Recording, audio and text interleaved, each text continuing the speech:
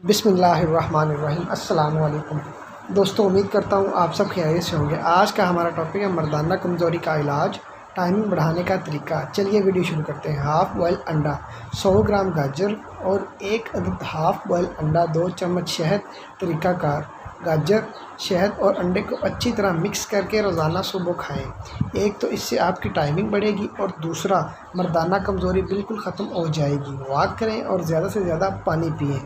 दूध और छुहारे का इस्तेमाल: 2 छुहारे आधा किलो दूध में इतना पकाएं कि दूध 1 पाव रह जाए। जब दूध नीम गर्म हो जाए तो छुहारे निकाल कर खा लें और दूध पीने से इससे हर किस्म की कमज़ोरी दूर हो जाती है और मर्दाना कमज़ोरी ख़त्म होने के साथ साथ टाइमिंग बहुत ज़्यादा बढ़ जाती है। दोस्तों, उम्मीद करता हूँ आपको ये मेरी वीडियो अच्छी लगी होगी। अगर आपको ये मेरी वीडियो अच्छी लगी है तो मेरी वीडियो को लाइक करें, मेरे चैनल को सब्सक्राइब करें और बेल आइकन पर ज़रूर क्लिक करें ताकि नई आने वाली वीडियोज़ का नोटिफिकेशन आपको बआसानी मिल सके। कमेंट सेक्शन में अपनी राय का इज़हार ज़रूर कीजिएगा।